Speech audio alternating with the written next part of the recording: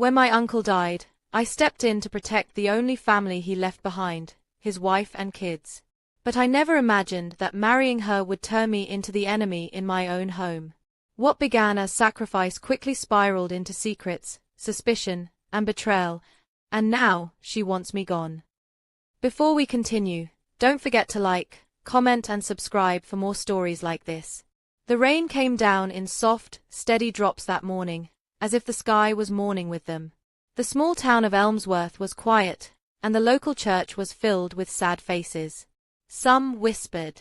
Some cried. Some just sat in silence. But Nathan Wells, 27 years old, stood near the casket like a statue. His face was pale, his jaw tight, his hands clenched at his sides. He wasn't just burying his uncle today, he was burying the only man who ever made him feel like a son. His uncle, Thomas Wells, had died suddenly from a heart attack just a week earlier. 1 minute he was laughing with his kids, and the next, he was gone. Nathan stared at the dark oak coffin.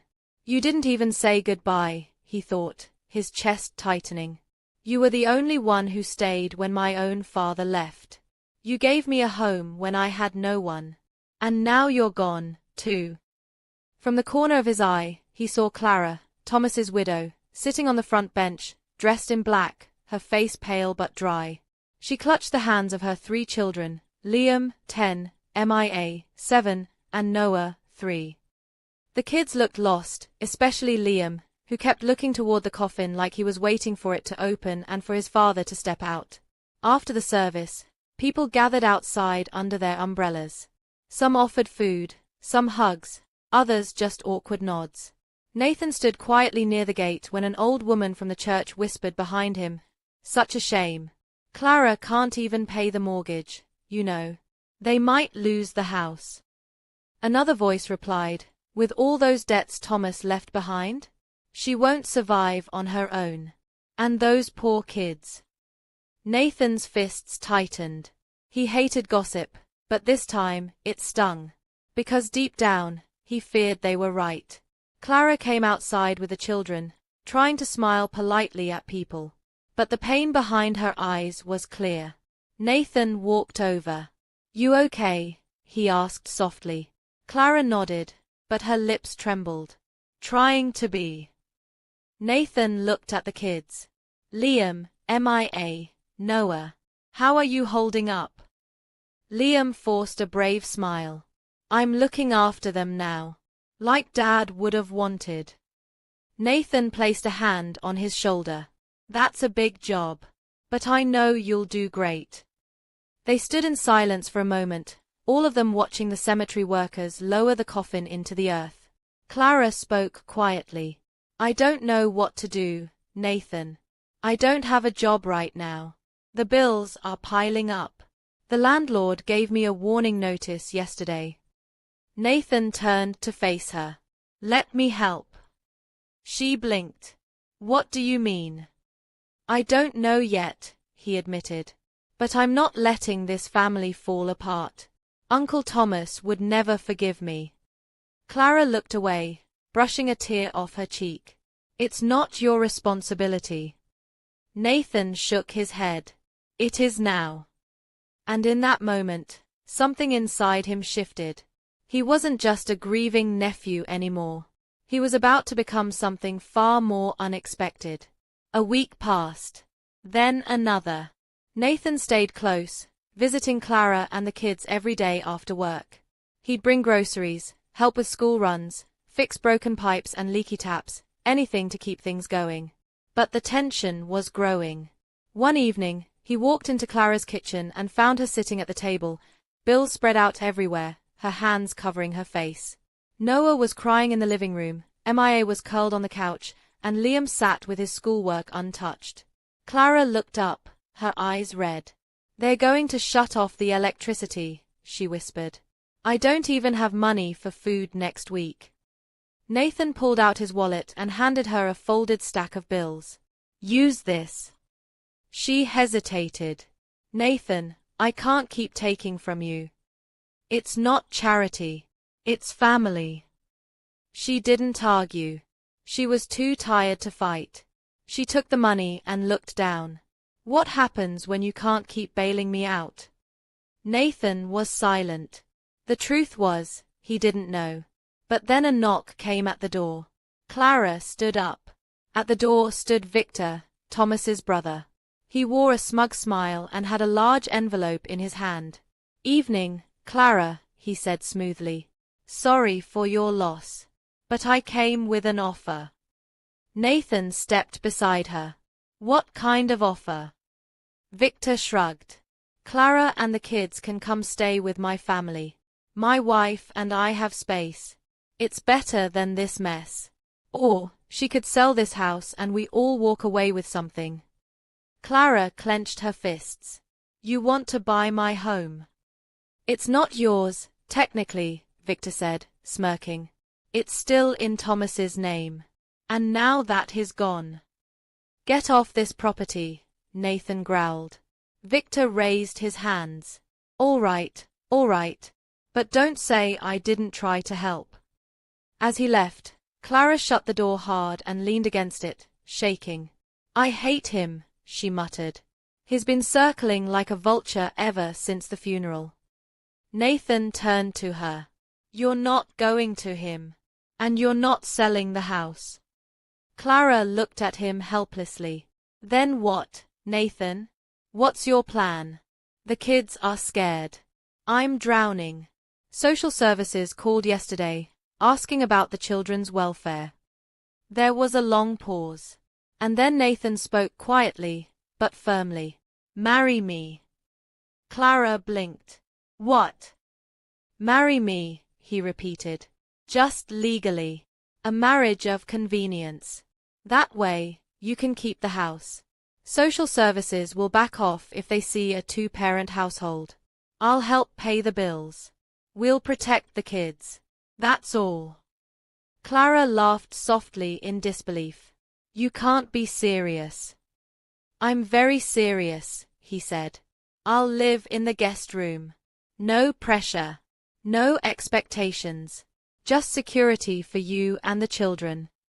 "But, what will people say?" she asked. "I was married to your uncle." Nathan's voice was calm but strong. "Let them talk. I care more about these kids having a home than I do about rumors." She stared at him, her eyes wide. "You'd really do that?" "I would," he said simply. "For them. For you." Clara was quiet for a long time. Then she looked over at the children. May was sleeping, Noah had finally stopped crying, and Liam was still quietly staring at his schoolwork. "Okay," she whispered. 3 days later. They stood in front of a county clerk. No flowers, no suits, no guests. Just signatures and silence. Nathan looked at Clara as she held her purse with both hands, her shoulders stiff. "I promise I'll respect your space," he told her quietly. Clara gave a small nod. "Thank you. I don't want to confuse the children." As they left the building, Liam ran up to them and asked, "Are you two really married now?" Clara hesitated. "Yes, sweetie. But it's just to help keep us all together." Mia looked confused. "Does that mean Nathan is our new dad?" Nathan knelt down. "I'll never replace your dad. But I'll always be here to protect you. That's a promise."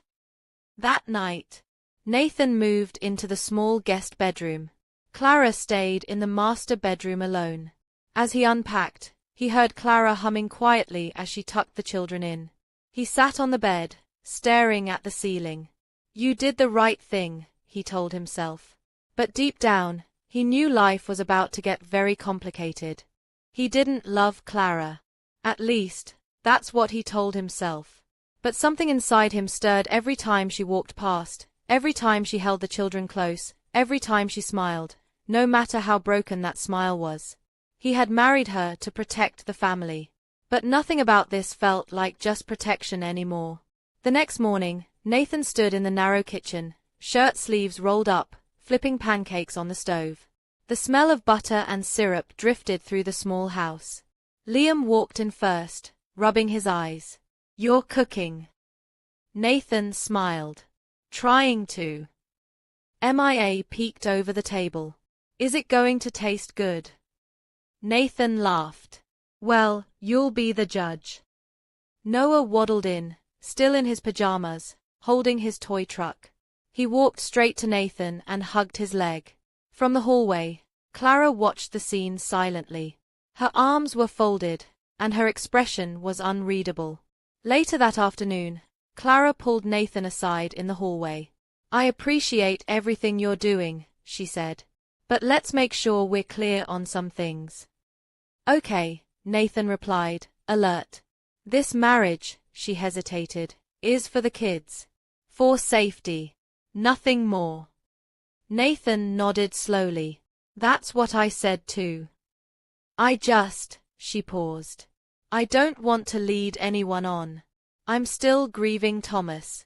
I still feel like his wife. Nathan's voice softened. I understand, Clara. Really. I'm not asking for anything from you. I just want the kids safe and happy. That's it. She gave a small nod, but her eyes were heavy with something deeper, maybe guilt, maybe confusion, maybe fear. Over the next few weeks, Nathan took on more and more. He helped Liam build a treehouse in the backyard, something Thomas had promised but never got to finish. He helped MIA with her reading every night before bed. He rocked Noah to sleep when Clara was too tired. But the more time Nathan spent with the kids, the more distant Clara became. She often stayed in her room, her door shut. When Nathan knocked to check on her, she'd answer, I'm fine. Just tired. Sometimes, she wouldn't come down for dinner. Other times, she'd eat quickly and disappear into her room again. One evening, Nathan knocked gently on her door. Clara, everything okay? There was silence. Then, slowly, she opened the door just a crack. I'm not used to this, she admitted. Having someone around. A man. In this house. It feels wrong. Nathan looked at her gently. I'm not trying to take Thomas's place. She stared at him. But you are. Nathan swallowed. No, Clara. I'm just trying to help where he left off. Not replace him, just make sure what he loved most doesn't fall apart. Her eyes welled with tears. She quickly closed the door again. Meanwhile, in town, whispers started to spread. I heard she married the nephew just 2 weeks after the funeral. Disrespectful.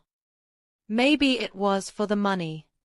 At the grocery store, Nathan heard a woman whisper to her friend, I always thought Clara moved on too fast.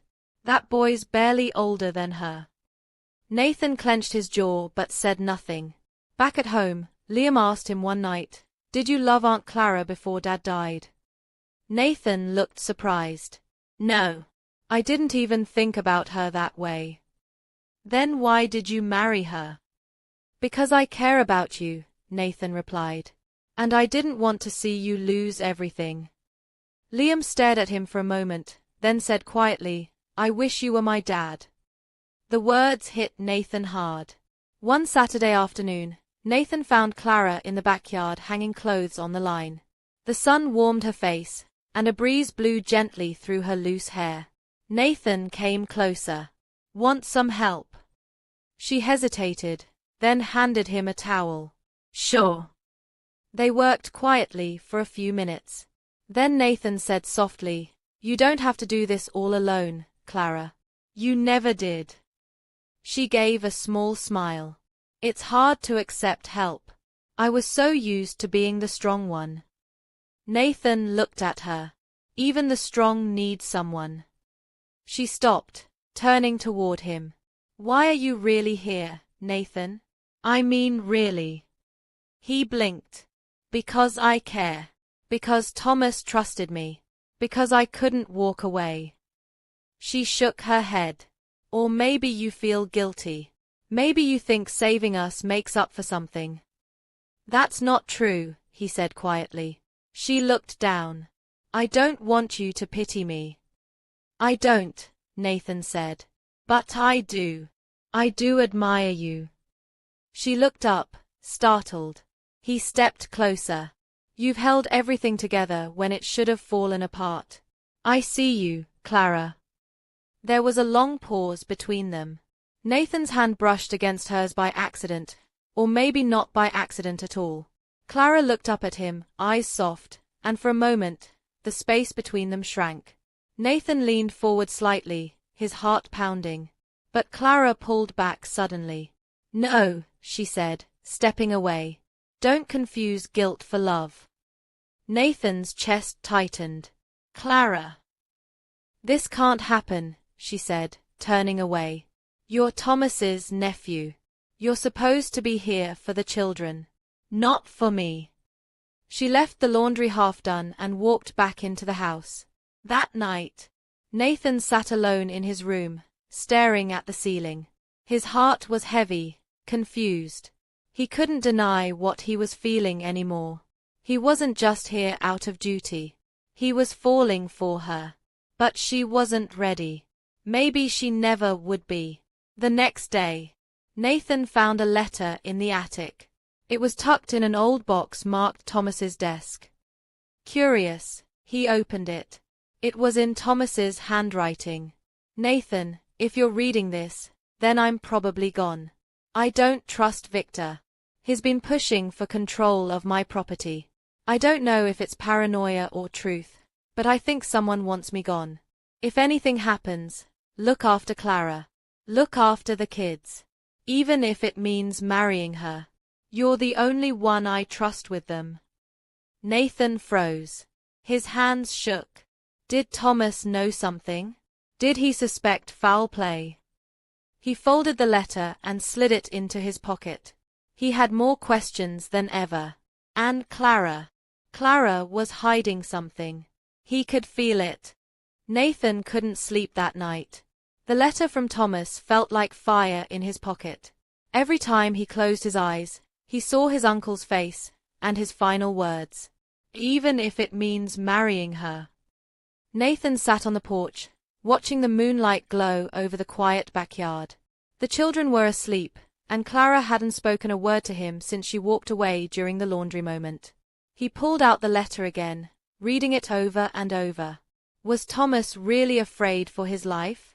Or was it, as Clara said, just paranoia? The next morning, Clara was in the kitchen making tea when Nathan walked in. Can we talk? He asked. Clara didn't look up. I'm tired, Nathan. I have too much to do today. It's important. She glanced at him, then sighed and sat down. All right.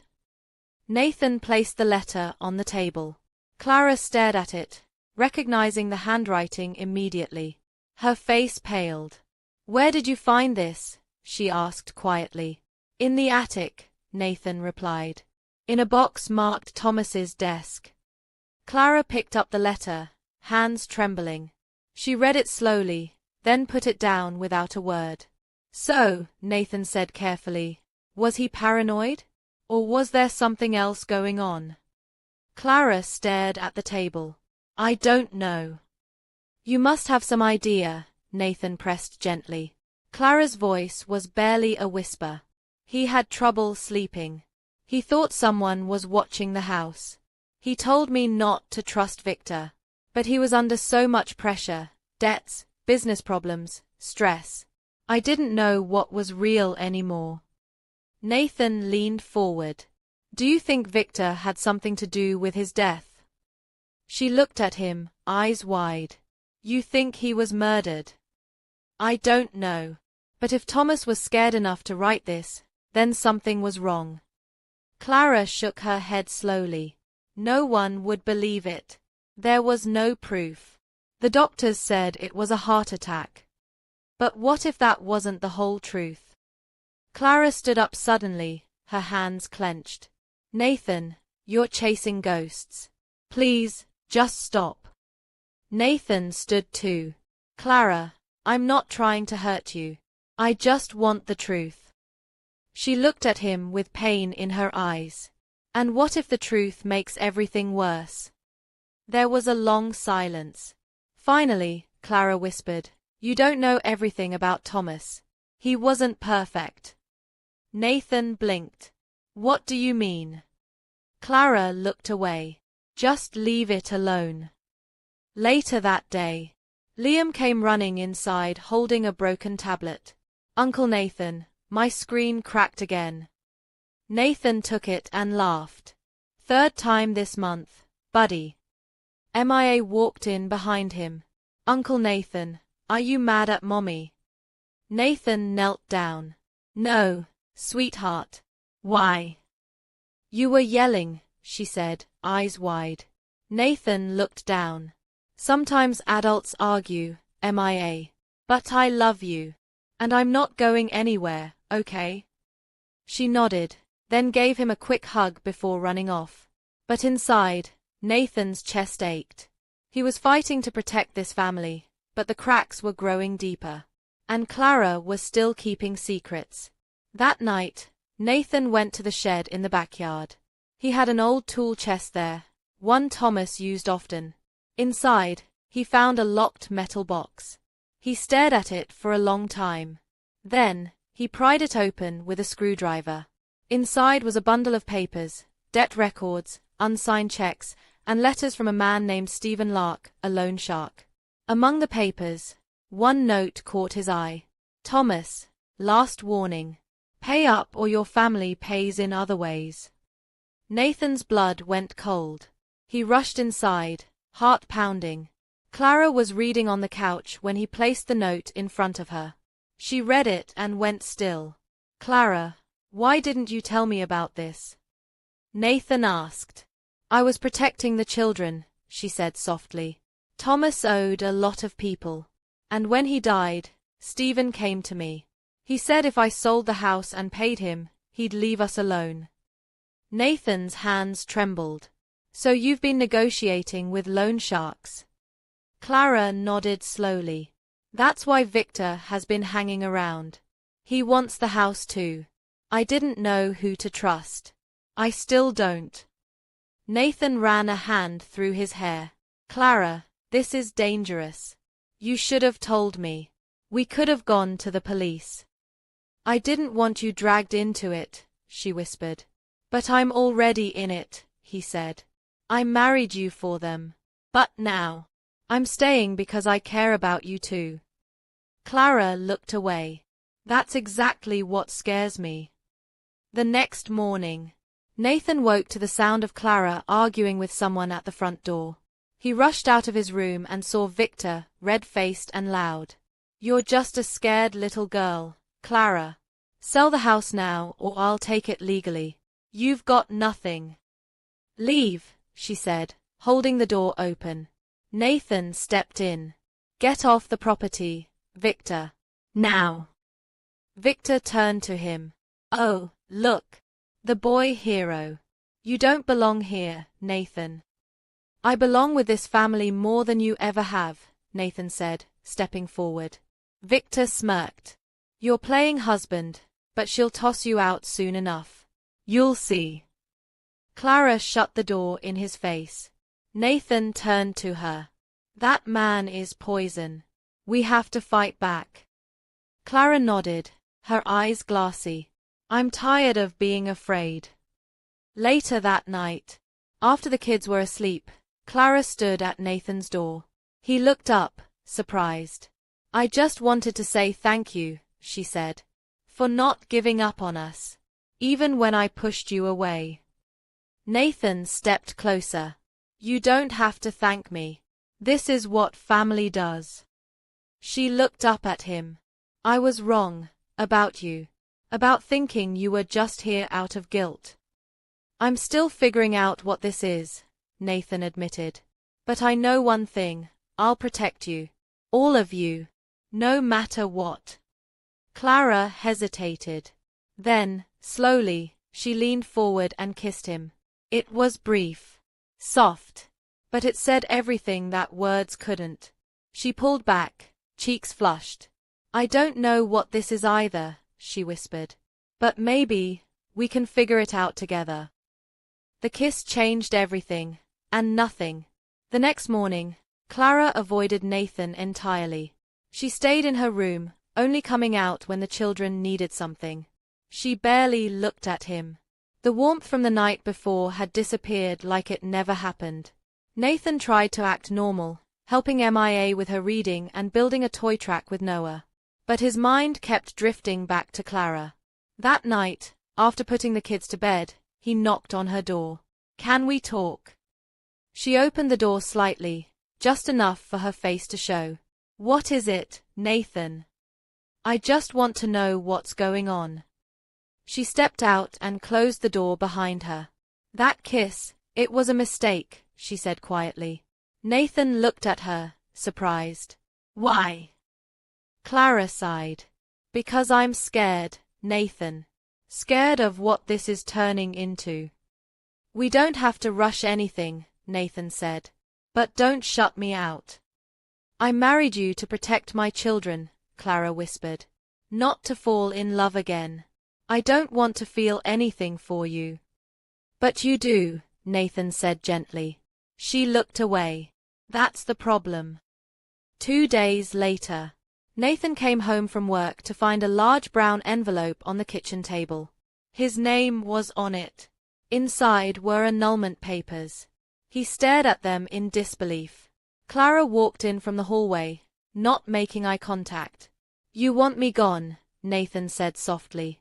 Clara didn't answer right away. "I don't know what I want," she finally said. "But this marriage, it's starting to confuse the children. And it's confusing me too." Nathan's voice cracked. "So your solution is to push me out?" Clara's eyes filled with tears. "I'm doing what I think is right. I don't want you tied to me out of guilt or pity." "This isn't pity, Clara," Nathan said firmly. "I've been here every day. With the kids. With you. I've sacrificed everything, my peace, my name, my future, for this family. For you." Clara shook her head. "I didn't ask you to." "You didn't have to," he replied. "Because it was the right thing to do." Clara closed her eyes. "Just sign the papers, Nathan. You deserve a life of your own." Nathan looked at her one last time. "So do you.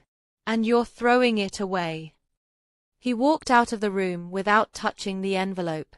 That night, Nathan sat alone on the back steps, staring into the dark. Liam came out and sat beside him.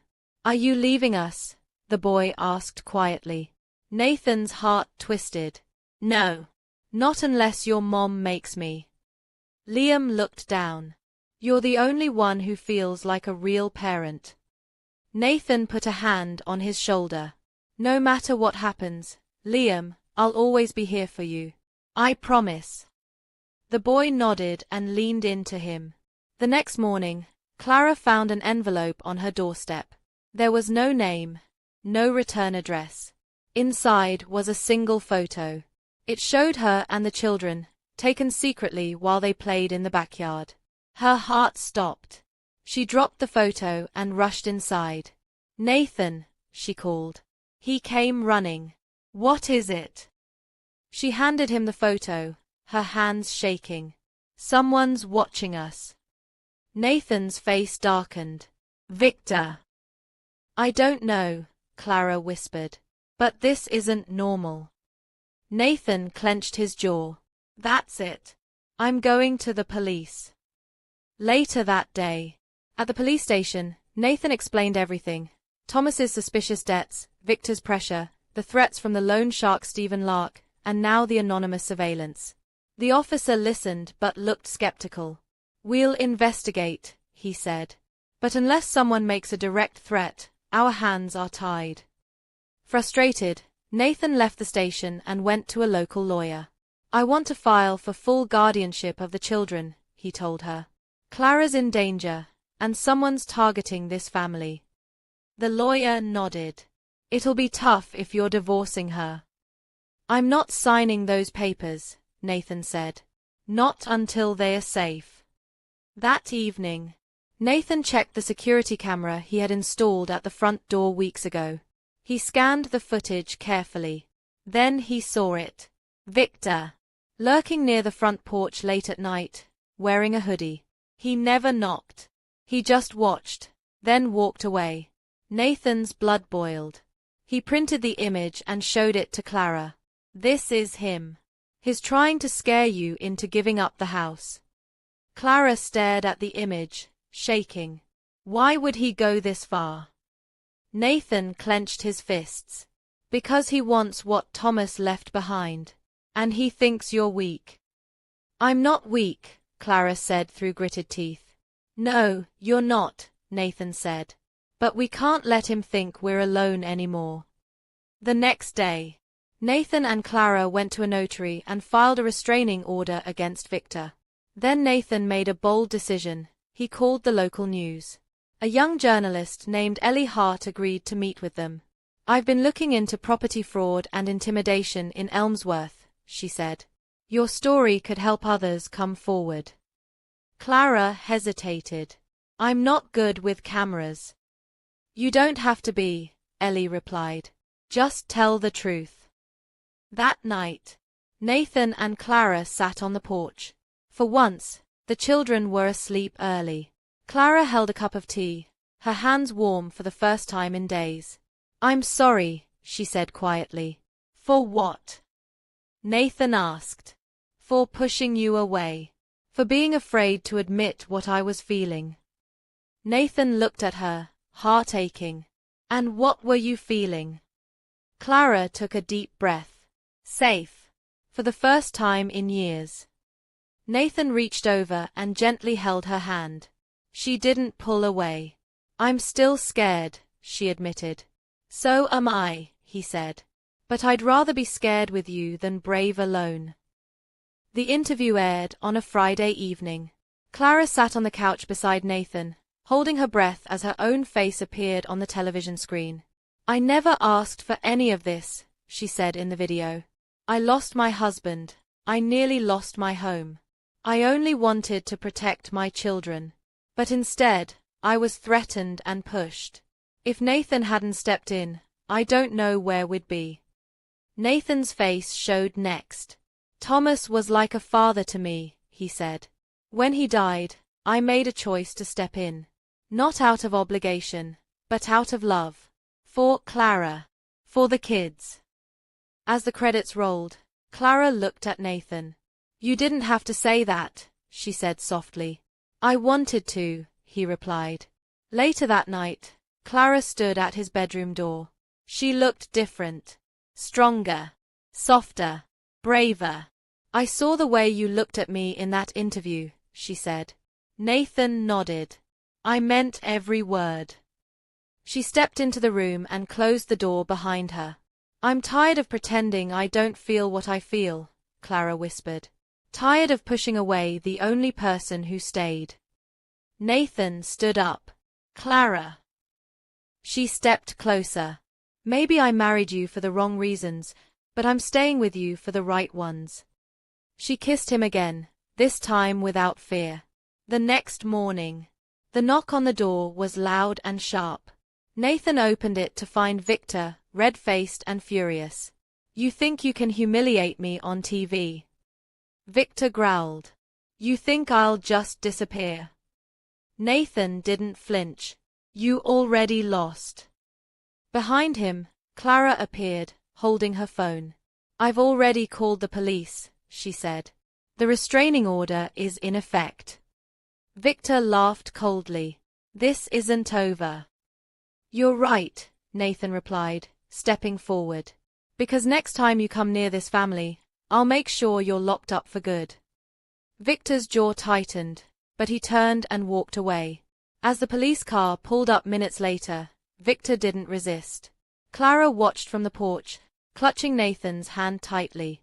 "He's gone," she whispered. Nathan nodded. "And he's never coming back." Later that week, the lawyer called with news. The house was now fully transferred into Clara's name, with Nathan listed as legal guardian to the children.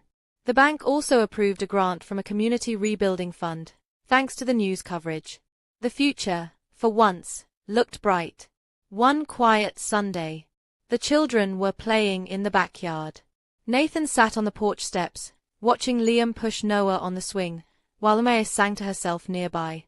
Clara walked out in a pale yellow dress, the sunlight dancing on her hair. Nathan smiled. "You look happy." She sat beside him. "I am." There was a pause. "I want to do it again," she said. "Do what?" "Marry you," Clara replied. "For real this time. Not for survival, but for love." Nathan stared at her, heart full. "Are you sure?" he asked. Clara nodded. "I've never been more sure of anything." The second wedding was nothing like the first. This time, the living room was filled with laughter, music, and fresh flowers. Friends from the community came. Neighbors brought food. And the children danced barefoot on the lawn. Clara wore a simple cream gown. Nathan wore a navy blue shirt with rolled sleeves and a crooked smile. Liam walked Clara down the aisle. MIA scattered wildflowers.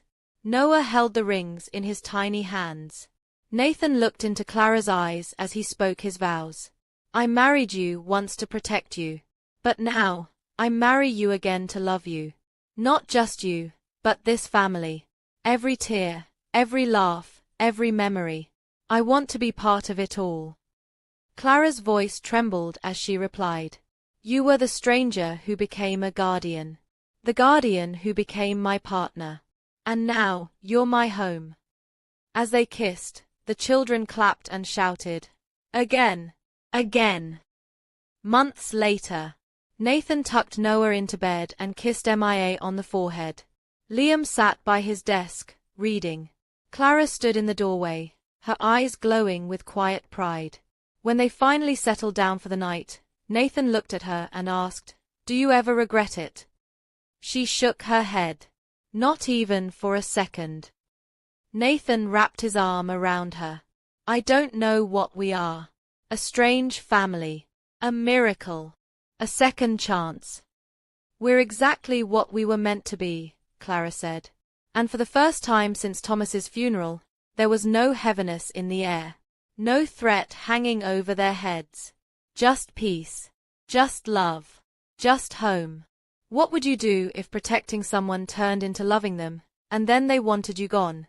If this story touched you, don't forget to like, comment, and subscribe for more powerful stories that hit close to home.